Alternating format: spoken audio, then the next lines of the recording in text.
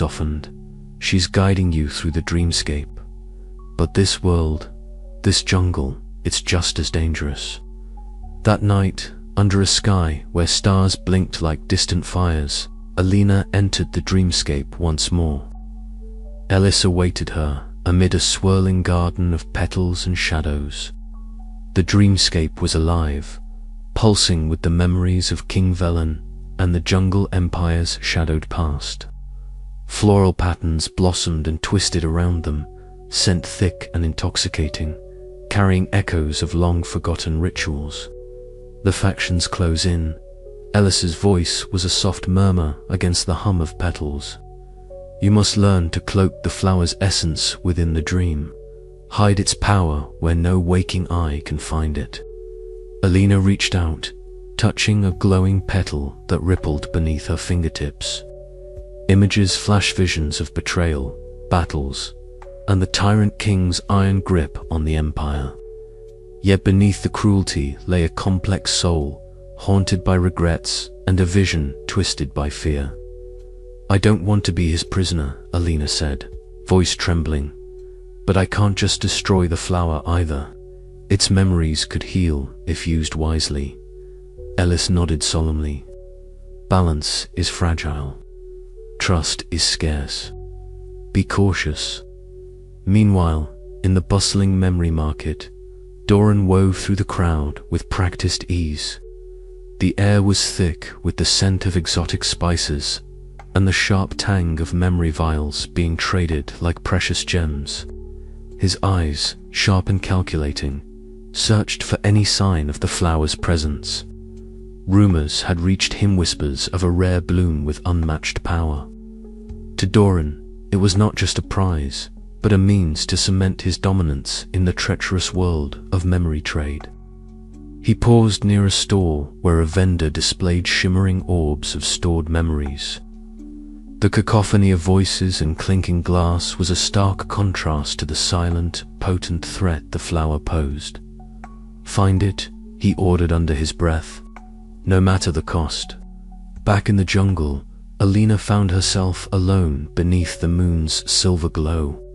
The night was alive with the chorus of insects and the rustle of leaves, but her thoughts were a tempest. The flowers, petals pulsed softly in her hands, a heartbeat bridging past and present. She felt the tyrant's lingering presence pressing against her mind, a cold whisper promising power and dominion. I won't let you take me, she whispered fiercely, not without a fight. Her resolve hardened like the bark of the ancient trees surrounding her. The veil of petals that cloaked the flower was both a shield and a prison. To protect the empire, she would need to navigate the treacherous dance between light and shadow, memory and forgetting, power and freedom. The days ahead promised danger and revelation, and Alina knew that the fragile peace of the jungle empire hung in the balance like a delicate bloom in a storm.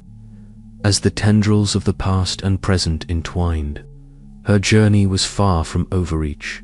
Step deeper into the mystery threatened to unravel not only the empire's secrets, but her very soul. Yet beneath the weight of uncertainty, a cautious hope flickered. In the heart of the jungle, amid petals and shadows, the future awaited its guardian.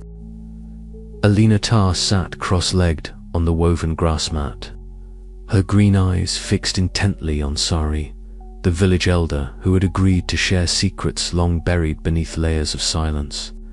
The flickering light of the fire carved sharp shadows across Sari's lined face, illuminating the silver streaks braided with wildflowers in her hair.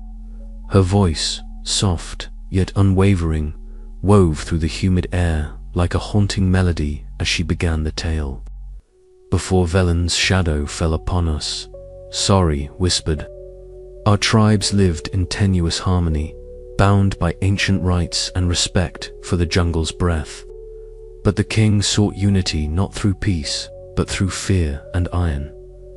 Alina leaned forward, the faintest tremor betraying her resolve. The memory of the flower's petals, each holding whispers of the tyrant's soul, seemed to pulse faintly against her chest. The stories Sori told were not the sanitized versions. Found in the Empire's official archives, those dry records that erased pain and dissent but raw. Vivid accounts passed down in secret. Tales of uprisings quelled with ruthless efficiency, of sacred groves burned to ash, and of a people's resilience etched into the very roots of the jungle. After hours of listening, the fire reduced to embers, Sori rose and gestured toward a concealed trapdoor beneath a tangle of hanging vines. "There is more," she said gravely. "Hidden beneath the village is a chamber where our ancestors kept their truths. Few have dared to enter in decades." With a mixture of trepidation and determination, Alina followed through the narrow passage, the air growing cooler and dense with the musty scent of aged parchment and forgotten wood. The chamber was a shrine to memory itself, scrolls and tablets layered in dust, their faded script a fragile bridge to a past suppressed by the Empire's collective amnesia. Alina's fingers trembled as she traced the delicate lines of a scroll chronicling a great battle where tribes united to resist Velen's forces. The words spoke of sacrifice and hope, of leaders who dreamed not of conquest but coexistence. Here was a truth long erased, a story that reframed the tyrant not as an inevitable ruler but as a conqueror who crushed potential futures. Days passed as Alina returned repeatedly to the chamber, piecing together fragments of oral histories and forbidden texts. Each revelation deepened her understanding of the Empire's complex legacy, revealing the high stakes of memory control. To erase or manipulate memory was not merely an act of forgetting it, was a weapon that shaped identity, loyalty, and power. One afternoon, as the golden jungle light filtered through the canopy, Alina and Sori walked through a sacred grove adorned with blossoms that seemed to shimmer with an ethereal glow. Petals drifted gently on the humid breeze, the air heavy with the scent of jasmine and wild orchids. Sori pointed toward ancient carvings on moss-covered stone, symbols of rebellion, unity, and the enduring spirit of the tribes. "This garden is a living testament," Sori said softly. "Even as Velen sought to break us, the jungle itself remembers. It holds the seeds of resistance and renewal." Alina reached out to touch a vibrant flower whose petals curled like tiny flames, feeling a surge of connection to those who had come before. The weight of the tyrant's memories within the flower she carried now felt balanced by this newfound history, one of courage and hope. Later, standing at the edge of a crumbling stone altar entwined with vines and blossoms, Alina closed her eyes and let the jungle's pulse wash over her. The engraved symbols beneath her fingertips whispered of defiance, sacrifice, and the possibility of reconciliation. The garden's secret was no longer hidden, it was a beacon. As she opened her eyes, Alina's resolve hardened. The path ahead would be fraught with peril, but armed with the truth of the tribe's resistance. She could confront the darkness of the past and fight for a future where memory was a gift, not a chain. With the flower's petals unfurling softly in her satchel, Alina stepped back into the light, ready to weave the garden's secret into the Empire's unfolding story. The balance between remembering and forgetting, between destruction and renewal, rested now in her hands. But as the shadows lengthened beneath the jungle canopy, a distant rustle warned that powerful forces watched, waiting for the moment to strike. The garden's secret was revealed, but would it be the salvation the Empire desperately needed, or another spark in the tinderbox of memory's perilous trade? Alina's breath caught. The journey was just beginning. Shadows danced across the walls, cast by the flickering lantern light that barely illuminated the delicate petals of the mystical flower resting on her wooden desk. She reached out tentatively, fingers barely brushing the velvety surface of the bloom. A shiver ran down her spine as a whisper flickered in her mind. The tyrant's presence stirring within the depths of her consciousness. It was no longer a distant echo, but a living thread woven into the fabric of her being. The soul of King Velen, the forgotten tyrant, pulsed softly, a blend of power and menace that unsettled her. Alina clenched her jaw, fighting the urge to recoil. But the flower's essence seeped into her thoughts, a relentless tide that blurred the edges of her identity. She closed her eyes, and the world shifted beneath her. The sterile walls of her study melted away, replaced by a garden unlike any she had known, a realm of dream and memory where the laws of nature bent and twisted. Flowers bloomed in impossible hues, petals dripping with iridescent dew, but beneath their beauty lay something darker. Blood-red blossoms unfurled alongside thorns sharp enough to draw blood, scraping her skin as she walked.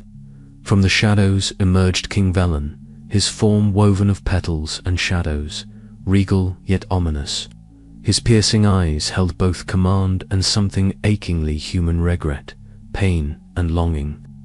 He spoke, his voice a haunting melody that resonated deep within her mind.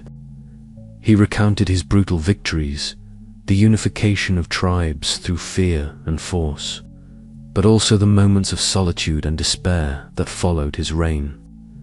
Alina felt a strange empathy stir within her, conflicting with the terror that gripped her heart. How could someone so cruel also be so human? The duality unsettled her, pulling her deeper into a labyrinth of emotion where compassion and fear collided.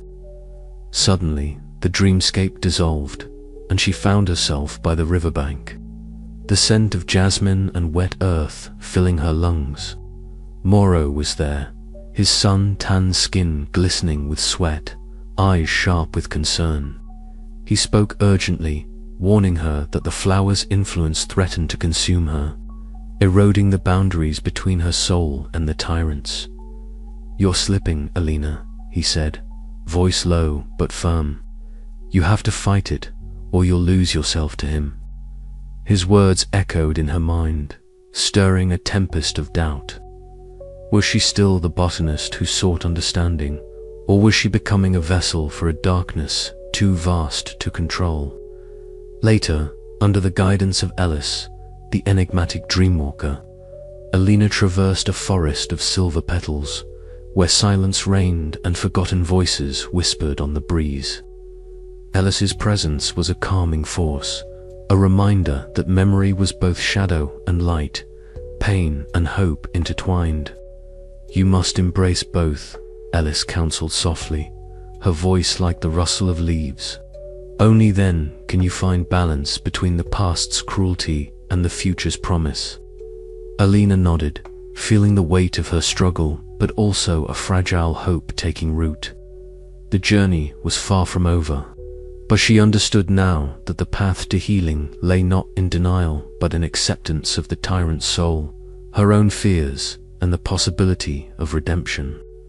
As dawn broke over the jungle empire, Alina stood at the threshold of transformation, the petals and thorns within her heart entwined in a delicate dance of light and shadow. The battle for her identity had only just begun, and the choices she would make next could shape not only her fate but the future of the empire itself. What price would she pay to keep her soul intact? And could the petals of the forgotten king ever truly bloom into something beautiful? The questions hung in the air like fragile blossoms waiting to unfold. As Alina prepared to confront the darkness within and beyond, Alina moved carefully through the labyrinth of stalls, her eyes flickering to the precious flower nestled within the folds of her satchel. The petals, faintly luminescent in the dim jungle light filtering through the canopy above, seemed almost to pulse with a heartbeat of their own. She was acutely aware that the flower was the prize everyone sought, and its presence here was both a beacon and a burden. Beside her, Moro's presence was a steadying force. His stocky frame and sun-tanned skin contrasted sharply with the delicate flora Alina so cherished, but his keen eyes scanned every face, every shadow. "We can't afford to let our guard down," he murmured, his voice low but firm. "Doran's men are likely already tailing us." Alina nodded, her fingers tightening around the satchel strap. The market was a dangerous place, melting pot of traders, thieves, and memory dealers whose allegiances shifted as quickly as the tides. Memories were currency, but also weapons, and the stakes had never been higher. Suddenly, a piercing whistle cut through the chatter, sharp and commanding. The crowd's attention snapped to a group of rough-looking men who pushed through the stalls with practiced aggression. Doran's enforcers, unmistakable in their coordinated movements and the glint of weapons beneath their cloaks. "Protect the flower," Morrow shouted, stepping forward to intercept two attackers who surged toward Alina. The market erupted into chaos as vendors scrambled to secure their goods and patrons fled, the air thick with shouts and the clash of steel. Alina's heart pounded as she ducked behind a stall, the flower's petals brushing against her palm, warmth radiating from it. She closed her eyes briefly, drawing on the knowledge Ellis had imparted. The flower's magic was as much a shield as it was a prison. With a whispered incantation, she extended her hands to ward the advancing assailants. Vines burst forth from cracks in the stone floor, twisting and curling with vivid green life, thorns gleaming sharply. The attackers were ensnared. Their movements slowed and then halted as the plant matter tightened around them, the scent of blossoming petals mingling with the tension in the air. Morrow grunted as he dispatched two more foes, his carved talisman swinging with practiced force. "Alina, now's our chance." But the battle was far from over. Doran himself appeared at the edge of the fray, his sharp eyes locking onto the glowing flower. He smiled coldly, signaling reinforcements who poured into the market like a dark tide. The fight turned desperate. Every moment stretched thin with the possibility of loss. Amid the turmoil, Alina felt a strange calm wash over her, the flowers, power intertwining with her own resolve. She could feel the memories within it, the tyrant king's presence, fierce and commanding, urging her to seize control.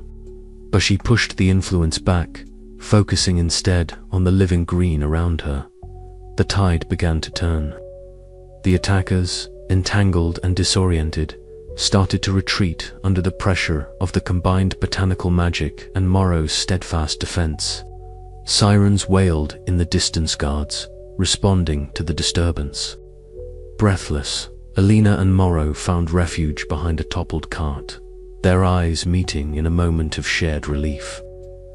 "We held them off," Morrow said, wiping sweat from his brow. "But this won't be the last attempt." Alina nodded, clutching the flower close.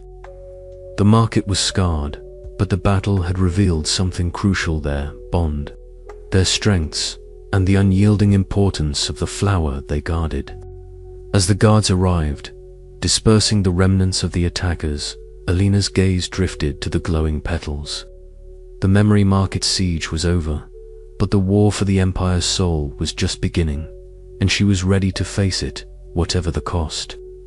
Outside, the jungle whispered its eternal song, shadows lengthening as night approached. Somewhere deep within the flower, the forgotten king stirred, waiting for the next petal to unfurl.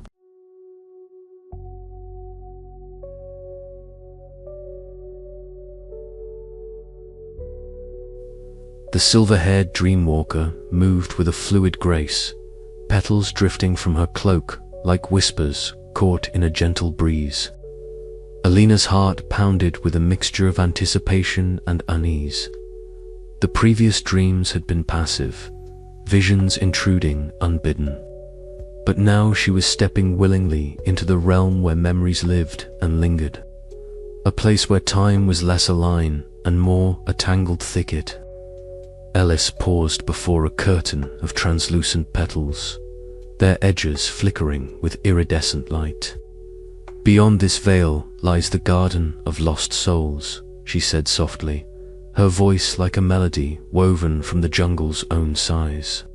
"Here, memories that refuse to fade take root, anchoring spirits in limbo. To heal the Empire, we must nourish their release."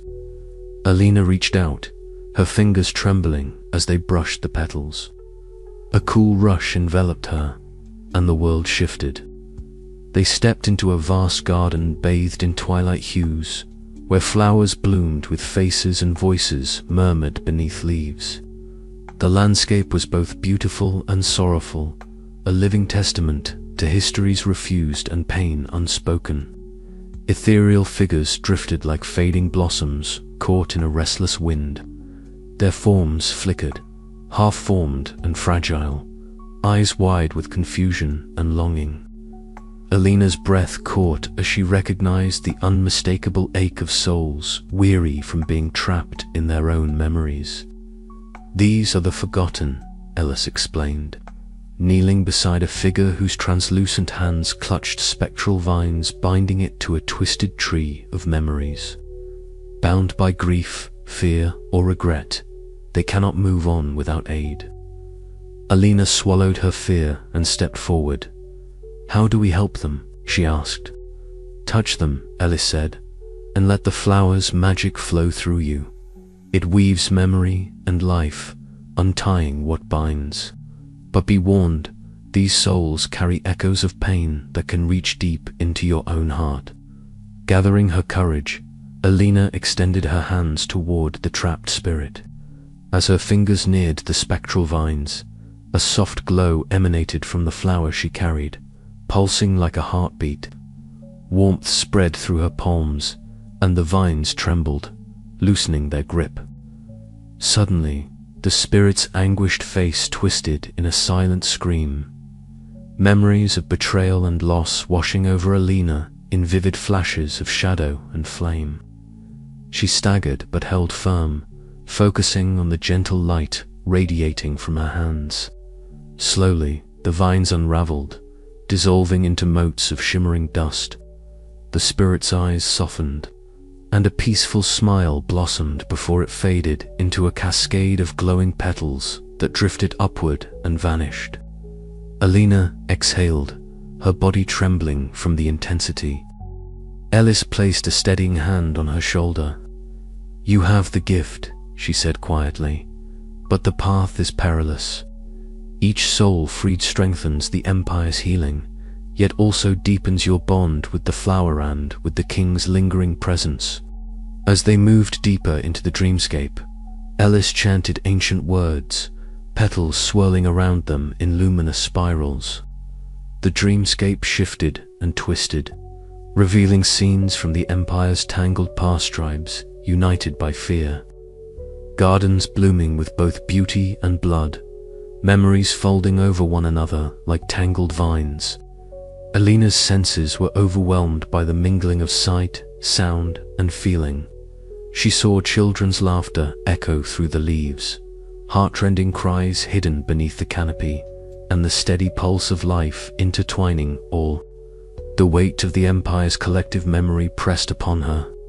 Yet there was a thread of hope woven through the darkness, fragile promise that the past could be honored without repeating its cruelties. They came upon another spirit, trapped in a web of memories too painful to face alone. This time, Alina reached out with greater confidence, channeling the flower's magic with steady hands. The spirit's form brightened, the spectral vines retreating as a soft melody filled the air, a song of release and renewal. When the last soul in the garden was freed, Alina and Ellis stepped back through the veil of petals. The jungle's familiar sounds greeted them, the rustle of leaves, distant bird calls, the steady hum of life. Yet something within Alina had changed. The burdens she carried felt lighter, tempered by a growing resolve to protect and heal. "The work is far from over," Ellis said, her silver eyes reflecting the dawn. but you have taken the first true step. Remember, the flower's power is both a gift and a trial. The Empire's wounds run deep, and healing demands courage beyond the dreamscape. Alina nodded, clutching the flower close. As the sun rose over the jungle empire, petals of light danced in the morning breeze, whispering promises of renewal and hope. She knew the path ahead would be fraught with peril, but for the first time, she felt ready to walk it. And somewhere, deep within the flower's heart, the forgotten king stirred, his ancient spirit watching, waiting for what she did not yet know. The Dreamwalker's path had opened, and with it, the possibility of change. But in the quiet that followed, a single petal drifted from the bloom, twisting slowly on the wind, silent herald of challenges yet to come. The rare petals of the flower lay half-opened in a shallow basin of water at the Centaur living relic, both beautiful and malevolent. Around her, the gentle rustling of leaves and distant calls of jungle creatures wove a fragile soundtrack to her growing unease.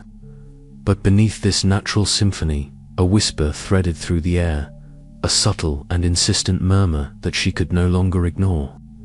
At first, the whispers were fleeting, barely a breath against her consciousness. But with each passing day, they grew louder, more insistent, curling around her thoughts like vines, tightening their grip. The tyrant king's soul, trapped within the flower's petals, seeped into her mind, threading its memories and emotions into the fabric of her own. She could feel it pressing against the walls of her identity, probing for cracks. The sensation was both intoxicating and terrifying. Alina pressed her palms against the worn wooden table, steadying herself as a shiver ran down her spine. "I am not him," she whispered, a fragile mantra in the oppressive stillness. But the words felt hollow, swallowed by shadows that twisted in the corners of her vision. Her solitude was broken by the hesitant knock at the door. Moreau's familiar voice filtered through. "Alina, are you all right?" The concern in his tone was unmistakable. "Come in," she called, forcing a steadiness she did not feel. Moreau stepped into the dim room, his sun-tanned skin contrasting with the cool green hues of the plants. His eyes, sharp and watchful, immediately found the flower. "It's changing you," he said quietly, crossing his arms. "I see it in your eyes, hear it in your voice. You're drifting away from us." Alina's gaze dropped to the flower's petals, which now pulsed with an almost imperceptible rhythm, like a heartbeat beneath skin. "I'm not drifting," she replied, though the tremor in her voice betrayed her. "I'm learning. The memories inside this flower, they're not just echoes. They're pieces of a history that can't be forgotten." "At what cost?" Moreau asked, stepping closer. "You're becoming someone else. The king's shadow is growing inside you. If you lose yourself to him, what will be left of Alina Tar?" She clenched her fists, the frustration bubbling beneath her calm veneer. "I'm not afraid of losing myself. I'm afraid of what happens if no one remembers." The tension between them thickened the air, charged with years of friendship bending under the weight of secrets and fears. Moreau's expression softened, but his words remained firm. "We need to face this together. You don't have to carry it alone." Later that night, Alina found herself walking the jungle paths toward the secluded grove where Ellis awaited. The Dreamwalker's presence was a balm and a challenge, a reminder that the boundary between waking and dreaming, past and present, was thinner than she dared admit. Ellis greeted her with a nod, silver vines of hair shimmering under the moonlight. "Your mind, phrase," she observed, her voice like the rustle of petals in a breeze. "The tyrant's memories claw at your soul, seeking to unravel your essence." Alina lowered herself onto a mossy stone, exhaustion weighing heavy in her bones. "I don't know how to hold on. Sometimes I feel like I'm disappearing inside this flower." Ellis extended a slender hand, touching Alina's forehead lightly. "Let me show you." Together, they slipped into the dreamscape.